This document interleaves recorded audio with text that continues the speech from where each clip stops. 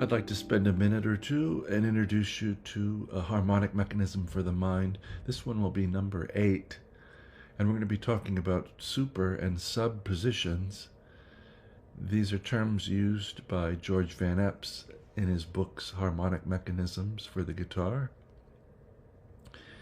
And I thought it's a useful concept because it can suddenly open up chord shapes that we know or note pairings that we know, and really see that they're a congregation of pitches that can move in different directions from a given starting point, and that we needn't feel that they're just static blocks. So we're going to begin here, as always, in the key of no sharps, no flats. I just started here with a C triad, second inversion, meaning the fifth is in the bass.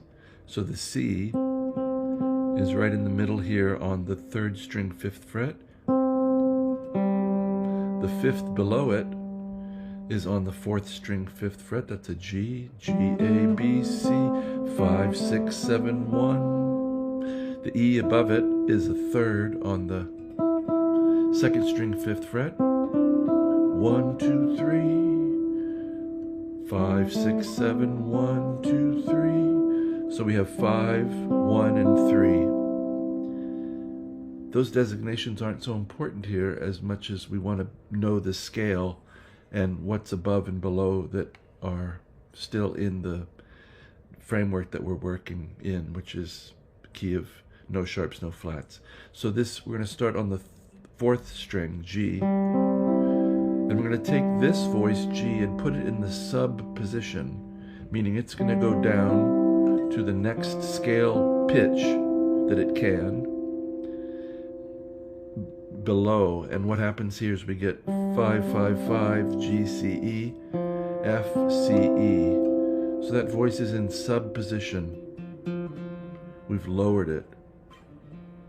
If we were in another part of this scale, perhaps that voice would have lowered a half step, but in keeping with this key of C, key of no sharps, no flats, the G is going to go to F. I'm going to bring it back. If we put that voice in the super position, it's going to look like an A minor chord, but it's really this voice has moved up a step in the scale. In this case, it's the 7th fret of the 4th string A. So now we have A, C, E. Go back. Sub. Super. What about the 3rd string? Everybody's 5th fret, G, C, E. That C is going to go to B. We're going to have an E minor triad. This is 5, 4, 5, G, B, E. So that voice is in the sub position. Can I come back? Let's put it in the super position. So now we have G, D, E. 5, 7, 5. Come back.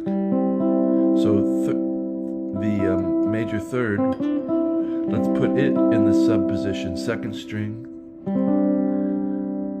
So down to D here on the 3rd fret. We have G, C, D. Back to our original. And we put that 2nd string in the super position. G, C, F. 5, 5, 6.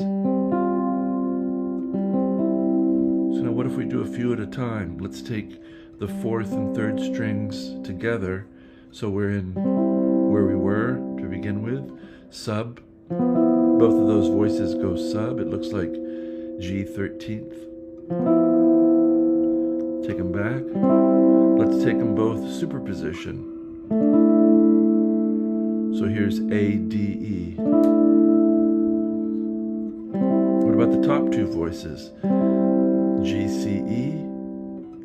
Now we get a G triad with those in sub position. G, B, D. 5, 4, 3. Back home. Let's take them to the superposition.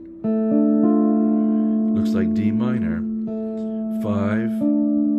7, 7, 6. A, D, F.